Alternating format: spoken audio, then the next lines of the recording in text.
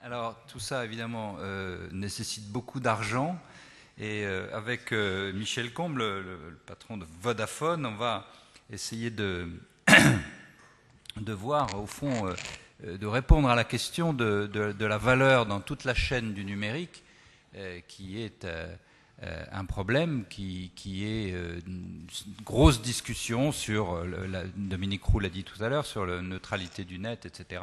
Et au fond, est-ce que les investissements d'avenir sont bien assurés dans la structuration actuelle de la distribution? Bonjour, donc l'année 2010, je pense on l'a tous dit, est l'année de l'explosion de l'Internet mobile. D'ailleurs, ce qui me permet de cette estrade de vous donner le score du match de foot entre l'Allemagne et l'Argentine, donc 4-0 pour l'Allemagne, ce qui permet à l'Allemagne de rejoindre quelques autres équipes en demi-finale. Mais ceci dit, au-delà de ce score, donc explosion de l'Internet mobile, un chiffre en termes de trafic. 80% du trafic véhiculé sur les réseaux de Vodafone aujourd'hui est constitué de trafic Internet, donc 80% du trafic, 20% des revenus. Donc vous imaginez que nous avons une équation un peu difficile à résoudre, sachant que la partie trafic Internet va continuer à croître et nous estimons que d'ici 3 ans, elle représentera plus de 95% du trafic véhiculé sur nos réseaux. Alors évidemment, plusieurs éléments expliquent une telle évolution ou une telle explosion. La dissémination des smartphones, 300 € de coût il y a encore quelques mois, moins de 100 € aujourd'hui. La multiplication des terminaux connectables, que ce soit les tablettes, les e-readers, les consoles de jeux, les netbooks, les investissements réalisés dans les réseaux auxquels vous faisiez référence, des dizaines de milliards sont investis chaque année dans les réseaux des opérateurs de télécommunications pour faire face à l'explosion de ce trafic.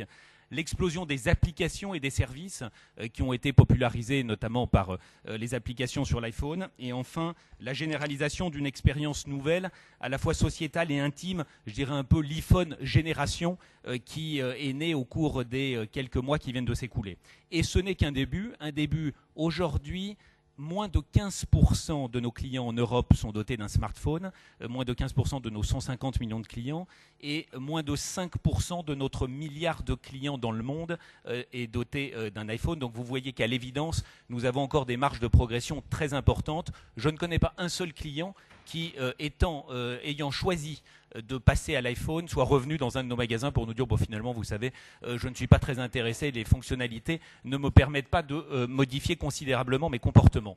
Évidemment, il s'agit là d'individus, je crois qu'on l'a dit aussi, derrière les 6 milliards d'individus, donc il s'agit de conquérir avec nos smartphones, c'est derrière l'enjeu des objets communicants. Dominique Roux a cité tout à l'heure le chiffre d'une 50aine de milliards d'objets connectables d'ici 3 à 5 ans, et donc qui vont évidemment changer, modifier considérablement la façon dont nos sociétés se développent. Donc vous l'aurez compris, je suis optimiste sur le fait que l'Internet mobile représente une formidable opportunité de bâtir un nouvel écosystème permettant de transformer nos sociétés, on a vu l'exemple de l'Inde, et de libérer la croissance dont nous avons besoin. Tout à l'heure, Henri de Castres mentionnait 3 atouts pour l'Europe. Il parlait de l'épargne, de la démographie et de l'éducation. Je crois que nous avons aussi en Europe un 4e atout qui sont nos réseaux de télécommunications dans lesquels nous avons investi depuis maintenant plusieurs années. Donc la question aujourd'hui est comment ne pas gâcher cet atout et comment garantir le succès pérenne de l'Internet mobile. 2 conditions à mes yeux pour garantir ce succès. La première condition, et je reviens à la question que vous posiez, la première condition, garantir une équitable rémunération de la valeur créée. C'est-à-dire bâtir un modèle économique pérenne qui permette à tous les acteurs de la chaîne de valeur, à savoir les créateurs de contenu dans le domaine de la musique, dans le domaine de la presse, dans le domaine de l'audiovisuel, les développeurs d'applications et de services, les éditeurs, les agrégateurs, les moteurs de recherche, les opérateurs de réseau, bref, tous les acteurs qui font l'économie d'Internet, de développer de nouveaux business models innovants, de croître, de capter leur juste part de valeur, de la valeur créée.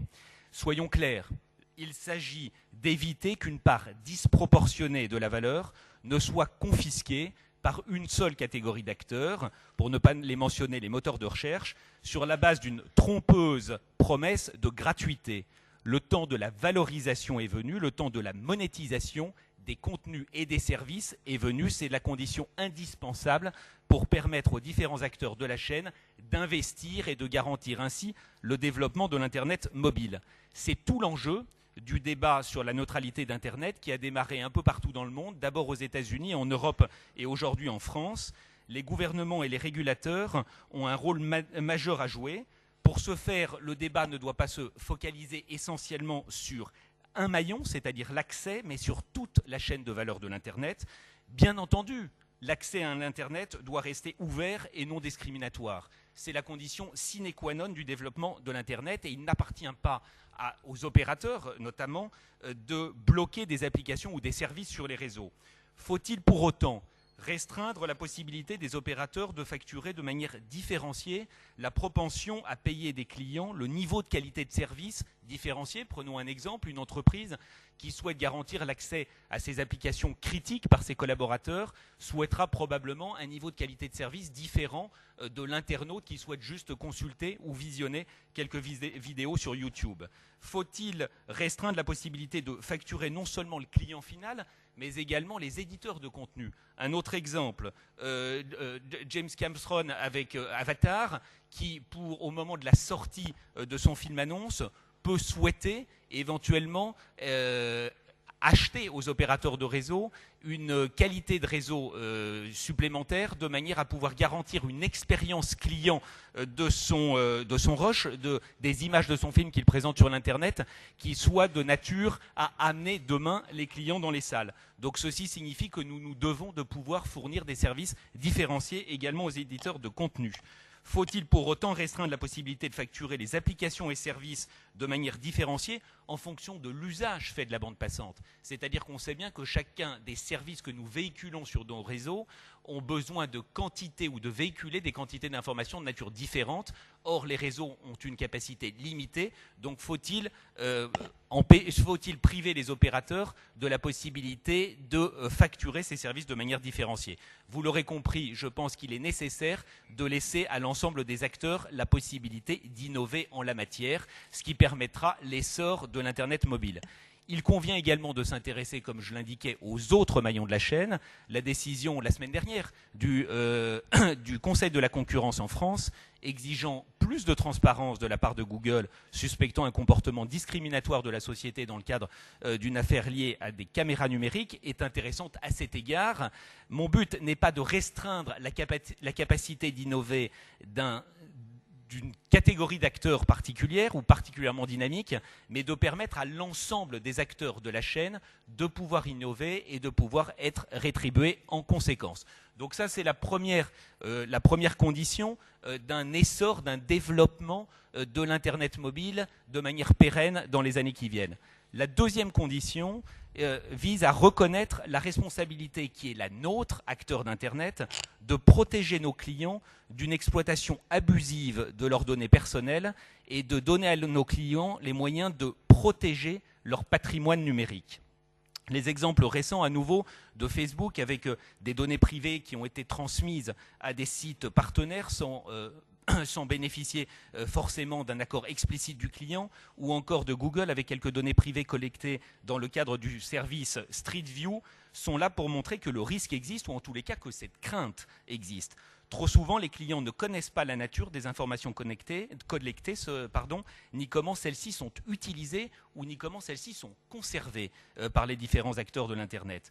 Nous avons la responsabilité de permettre à nos clients de contrôler ce qu'ils font dans le monde numérique. La protection de la vie privée, la sécurité sont un enjeu majeur pour permettre à l'économie numérique de se développer. Il ne s'agit pas de restrictions, bien entendu, mais d'éducation et de prise de conscience.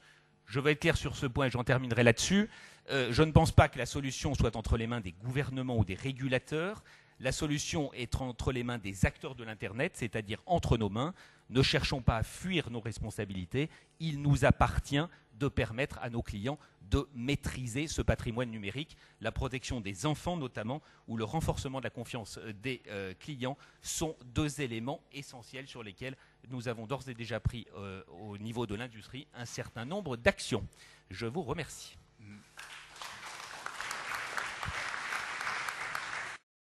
Conclusion, Philippe Lemoine qui est un expert que je connais sur les nouvelles technologies et le monde numérique depuis quelques années, et donc de tirer une sorte de conclusion, mais une conclusion un peu d'avenir, avant qu'il nous reste peut-être 5 minutes ou 10 minutes de débat, parce qu'il y a quand même beaucoup de questions à aborder. Donc Philippe, pas plus de temps que les autres, mais en guise d'ouverture, conclusion et de futur. Oui, moi, ce que je voudrais dire en essayant de simplifier et de réduire le propos, c'est que je ne suis pas un apôtre de la décroissance, mais pour le dire clairement, je dois dire que nos amis du cercle des économistes ont vraiment fait fort. Je trouve que le fait d'intituler en 2010 notre session « La recherche d'une nouvelle croissance », mais bien sûr, en 2010, mais bien sûr, et que la seule session où on parle de limites dans le titre, ce soit le sujet du numérique, mais pourquoi pas? Jusqu'où les limites d'un monde numérique? C'est le titre de ce dont on discute aujourd'hui. C'est tout de même un peu étrange, non? Il y a 40 ans que le Club de Rome avait écrit le rapport sur les limites de la croissance. Il y a plus de 40 ans qu'on oppose le bit et l'atome, mais ça ne fait rien. La question de l'économie resterait la croissance et la question du numérique serait celle des limites. Certes, on ne va pas avoir ici la naïveté de penser le numérique comme un immatériel illimité. Jean Terme a bien montré qu'il y avait des limites physiques qui existent dans ce domaine-là. Mais ce qui est important, c'est qu'avec le numérique, on est entré dans un autre régime de modernité que celui de la modernité classique. Tous les repères se déplacent, et je crois que c'est tout de même de cela qu'il faut parler au moment de la conclusion. La question de l'économie, ce n'est plus celle de la croissance, c'est celle de la métamorphose de l'économie. La question n'est pas celle des limites de premier ordre, c'est celle des externalités et en quelque sorte des limites de second ordre. Très rapidement, ces 2 points.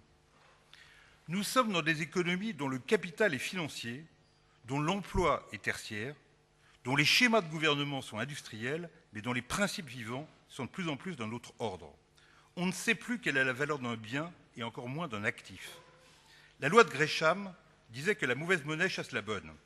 Nous sommes face à une super loi de Gresham. Le numérique devient le nouvel équivalent général et la monnaie perd sa signification.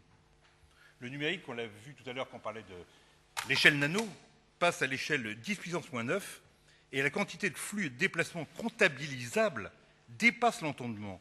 On crée des certificats CO2, on installe des puces sur les abeilles pour suivre pas à pas la pollinisation, on trace un à un les téléchargements, on apprend à spéculer sur des micro-variations de cours. La monnaie fait mine de rivaliser et de monétiser le plus possible de capteurs, la masse monétaire enfle, le numérique chasse la monnaie. La distinction entre production et consommation perd de sa pertinence. L'interactivité place la subjectivité et même l'intime au cœur des processus économiques. Les réseaux sociaux dévoilent les personnalités, bien sûr, mais en même temps, ils permettent à des groupes de se former pour élaborer un projet, décider d'une production, réunir un financement. Sur Internet, on peut aujourd'hui choisir à qui on prête, avec qui on s'associe pour éditer un meuble, comment on va réunir les fonds pour produire un film. La baisse de prix des imprimantes 3D permet d'envisager l'installation de Fab Labs, d'ateliers de fabrication numérique, où l'on peut se retrouver pour fabriquer des lunettes, des prothèses, des objets industriels élaborés. Tout ceci est bien matériel, mais il n'y a plus vraiment l'économie réelle d'antan. L'entreprise intégrée perd de sa superbe. Les schémas d'innovation pertinents sont ceux de l'économie pollen, où des acteurs installent des hubs, des plateformes à vocation mondiale, sur lesquelles des multitudes de nano-entrepreneurs vont aller faire leur miel. Vous parliez du succès de l'iPhone, de l'iPad, mais ça tient à la manière dont Apple a inventé les apps. Des alliances inédites s'organisent entre acteurs hétérogènes, très grandes et très petites entreprises, entreprises cotées capitalistes, auto-entrepreneurs, ONG, entreprises solidaires. Les jeunes ne s'y trompent pas. Quand on regarde où veut travailler un jeune diplômé, 2 pics émergent, Google et le social business. Nous sommes face à une métamorphose de l'économie et des manifestes tentent de décrire les nouveaux régimes de relations, de propriété, de valeur, de circulation, de réparation qui émergent. Des manifestes écrivent souvent dans le milieu du design et l'on peut caractériser cette ébullition par le terme design capitalisme. On redéfinit l'économie, on la transforme, comme l'a dit très justement M. Pitroda. on est face à un redesign global de l'économie. Excusez-moi de le dire, mais dans cette ébullition, je pourrais vous citer X textes, la déclaration d'indépendance du cyberespace, le très récent manifeste sur l'Internet des sujets. Dans toute cette ébullition, les économistes sont absents. D'ailleurs, ces sujets ne les intéressent pas. Ce qui les intéresse, c'est la croissance d'hier. Un concept d'origine économique joue pourtant un rôle essentiel dans ces débats, c'est celui d'externalité. Avec ce terme, Alfred Marshall avait tracé une frontière entre ce qui, dans une économie, se traite, qui s'échange sur le marché, et les questions d'éducation, de santé, de pollution, qui relèvent de la collectivité. La pensée de la croissance a rejeté au second plan toutes ces préoccupations subalternes. L'économie de la croissance, vous savez, celle que Solow avait théorisée dans les années 50, était une économie macho. Je m'occupe de la quantité, pour tout ce qui est qualitatif, voyez ma femme. Eh bien, nous n'en sommes plus là. Aujourd'hui, on assiste même, comme l'a dit Yann Moulier-Boutan, à une revanche des externalités. Les entreprises sont obligées de réinternaliser les externalités dans leur stratégie de création de valeur. L'horizon de l'économie, c'est de plus en plus du green, de la santé, de l'éducation, du développement personnel, la base de la pyramide. Il y a un livre qui vient de sortir en France, qui s'appelle « Précaire et client ». Je vous conseille sa lecture. Ça montre que même en France, on ne peut pas aujourd'hui créer de la valeur dans les entreprises sans s'intéresser à la pauvreté. À l'échelle du monde, bien sûr, on ne peut plus oublier les 3,5 milliards d'êtres humains qui vivent avec moins de 2 $ par jour. Tout ceci relativise la notion de croissance et déplace celle de limite. La question qui se pose est désormais celle de savoir jusqu'à quel point on peut réinternaliser des externalités sans dommages collatéraux. Sur la question de l'intimité, certains néo-libertariens disent que nous possédons nos données personnelles et que nous devrions être libres de les vendre. Alors est-ce que la métamorphose accoucherait d'une sorte de marchandisation généralisée? D'autres concepts tentent de se frayer un chemin, celui de bien commun notamment. La réalité, c'est que nous sommes au début d'une démarche visant à donner un sens à deux forces aujourd'hui déchaînées. La puissance de la technologie d'une part, l'attraction des imaginaires pour la prolifération des datas d'autre part. Ce sens, je suis persuadé qu'il émergera à travers des combats démocratiques. Mon souhait est que, dès l'année prochaine peut-être, les économistes se décident à y prendre part vraiment. Merci.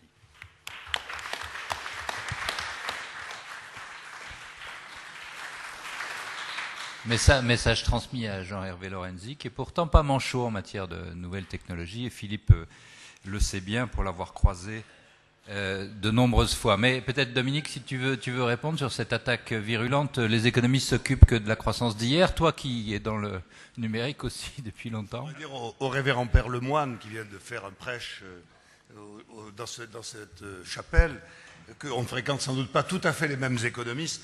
Moi, je fréquente plutôt les économistes dans la tendance d'un économiste qui est enterré d'ailleurs pas loin d'ici, à Avignon, qui était John Stuart Mill, et qui disait « Nul n'est un bon économiste s'il n'est que cela ». Donc ce n'est pas tout à fait les mêmes que nous fréquentons. Les économistes qui s'occupent de finances, c'est une chose. Les économistes qui sont sur le terrain. Et je vois même une jeune collègue qui est en haut dans la tribune, elle pourra confirmer ce que je dis. Il y a des nouvelles générations qui s'intéressent aux sujets concrets, aux sujets réels et à l'économie numérique depuis des années, car il n'y aurait pas cette économie numérique s'il n'y avait pas eu quelques économistes, par exemple, qui avaient ouvert à la concurrence les marchés, qui avaient permis au développement de cette économie numérique, car si ces économistes n'étaient pas penchés là-dessus, avec les monopoles nationaux, on n'aurait pas d'économie numérique, ni en France, ni ailleurs dans le monde, et je crois que mon ami Michel Combes ne me démentira pas. Bien sûr, mais ce n'est pas une attaque des personnes. Simplement, comment parler de croissance sans parler de limites, et pourquoi ne parler du numérique qu'avec des limites? Voilà, pour une seule raison, c'est que si on ne pense pas aux limites, en particulier sur l'usurpation de l'identité, la protection de la vie privée, c'est le monde numérique qui n'aura pas son vrai développement, parce qu'il sera freiné par des freins qui seront bien supérieurs aux facteurs de développement. C'est juste pour dire ça. C'est pas pour dire qu'on veut freiner l'économie numérique. Au contraire, on est pour. Mais attention, si la vie privée, si la protection de la vie privée n'est pas respectée, alors il y aura une défiance qui se procurera. Le président qui est à côté de moi a dit que la Poste avait un capital de confiance et que ça lui permettait d'envisager des tas de choses. C'est important, le climat. Mais il ne faut pas être uniquement pour l'économie numérique, il faut la penser. Il faut la penser. Ça suppose du temps. Voilà. On va évidemment s'interroger sur aussi les pays qui sont bousculés.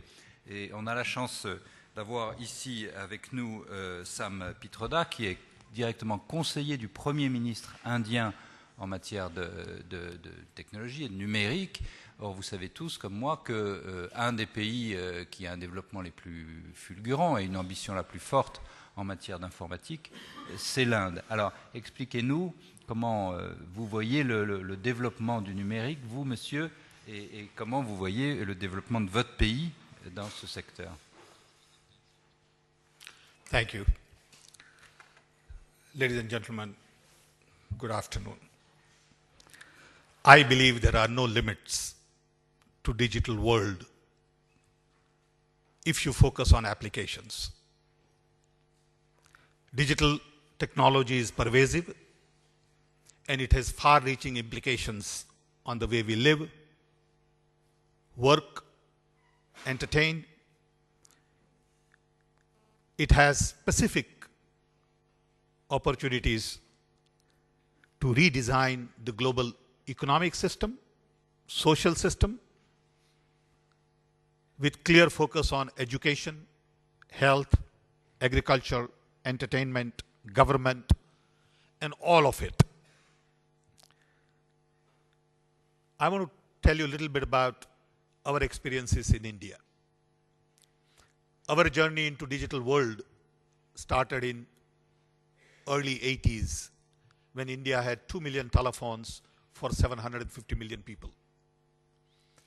Then we decided to focus on digital technology, access to telephones,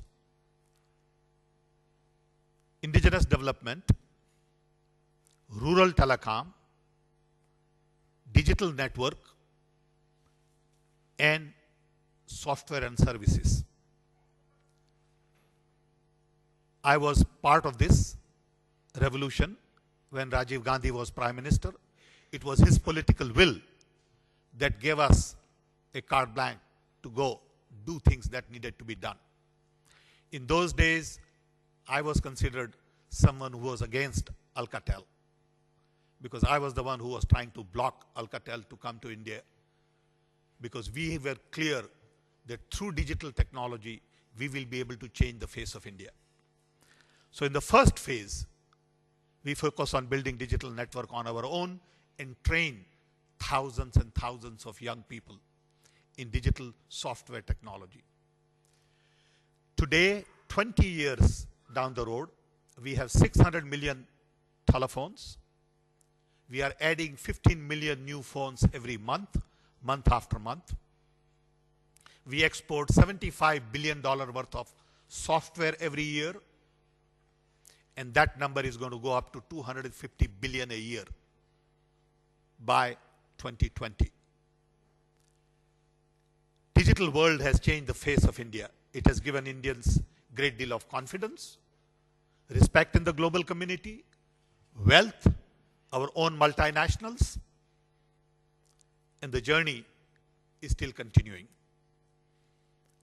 After 20 years, we realize that we still have fundamental challenges related to disparity between rich and poor, urban, rural, educated, uneducated.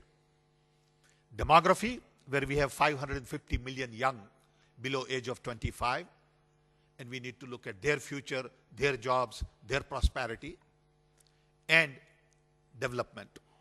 We have a long way to go in building roads, powers, homes, colleges, schools. We believe digital world will help us in all of these three areas. So about 5 years ago, Prime Minister Manmohan Singh decided to launch a national technology mission related, or national sort of knowledge commission, focusing on technology to really transform our knowledge institutions and infrastructure. We looked at 5 aspects of knowledge: access to knowledge, knowledge concepts, knowledge creation, knowledge applications, and knowledge in governance. On access, we looked at languages, translations, libraries, portals, networks, broadband, affirmative action programs, reservations, quotas, On concepts, we looked at all education, school, vocational, distance learning, university education. How do we send more of our children into PhD, maths? We also looked at science and technology, patents, copyright, trademark, innovation, entrepreneurship, applications in agriculture, health, small and medium scale industries, traditional knowledge, and e-governance. We looked at about 30 different subjects and realized that the next phase of digital world revolution will require a whole new paradigm. So today, we are on a journey to connect all our local governments, and there are 250,000 local governments in India, to fiber. We want broadband in all aspects of life. We want to connect all our universities, schools, R&D labs to 10 gigabit broadband connectivity. Government has already authorized $2 billion to be spent on it. It's already being done. We are connecting all 250,000 panchayats, spending close to $5-6 billion to do that, and developing lots and lots of applications. We also have recognized now that in order to take the next step in the next phase, we need to create various platforms. In the last 20 years, we have been able to create voice-based platform. Now we are going to create broadband, ID, security, applications, GIS, and payment. These 6 platforms in the next 3 to 5 years for all our young to come up with new applications. Looking at new way of education. For example, the role of teacher is going to change completely. Teacher is no longer going to create content and deliver content. As a result, content would be available on the net, delivered through all kinds of means, and the teacher will have to be a mentor. Doctor's role will change. Government's role will change. And we are beginning to understand how we can take advantage of digital world, digital technologies to really expedite the process of development and modernization in India. It's a long journey. We have a long way to go. We are building data centers, cybersecurity systems, public information infrastructure. We have laws in place for right to information, right to education. We want to create standards and use best possible technology without really worrying about the limit to digital world, and use what we have, whatever speed, whenever we get it, to create new applications and redesign the world that we need to look at in 21st century. At times we have 19th century mindset, 20th century processes, and 21st century needs. So we want to use digital technology to really leapfrog. We are very bullish about it. We think we have a roadmap laid out, but it will take 20 years. It took 20 years to connect billion people. We are a nation of billion connected people for the first time. And we believe in next 20 years, we hope to see a whole new India emerge. But it's a long journey. We don't have all the answers. We don't know how it will unfold, but we are on this journey with full confidence that we'll get it done. Thank you.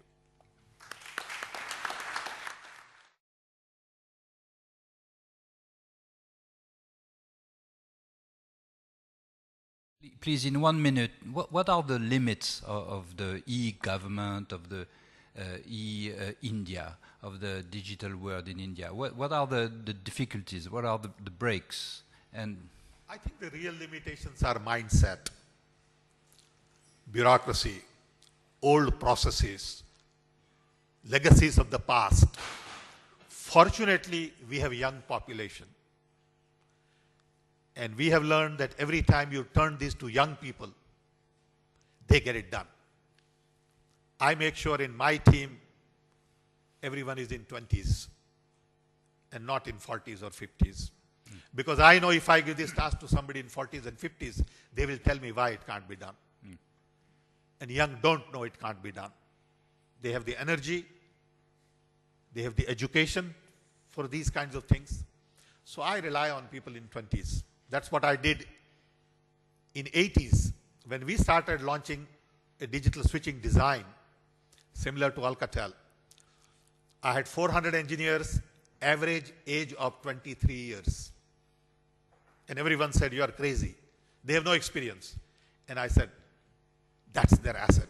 Ignorance is great asset at times. Thank you.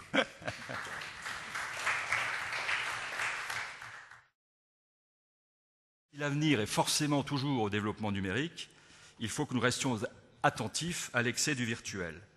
Demain, nos agences seront-elles virtuelles, ne le seront-elles pas? Finalement, qu'est-ce qui nous importe? C'est que plus les transactions seront dématérialisées, plus qu'il est essentiel pour nous que nos collaborateurs soient responsables de ce qui se passe. Parce qu'on oublie très vite la réalité de l'utilisation des fonds. Qu'y a-t-il derrière une ligne comme ça entièrement dématérialisée? Parfois, il y a une décision de crédit qui peut être vitale pour une entreprise ou pour une personne physique. Et là, il y a une responsabilité à un moment ou à un autre. Quelqu'un doit à un moment donné avoir cette capacité de responsabilité. Et c'est pour ça qu'il y aura toujours de la place, et pour des agences, et je pense, et pour du contact physique. Pour en finir, à la question jusqu'où les limites du numérique, j'ai envie de répondre dans mon métier que les limites sont d'abord les limites de capacité d'excellence des femmes et des hommes qui lui donnent du sens, et j'espère le plus de bon sens possible. Merci.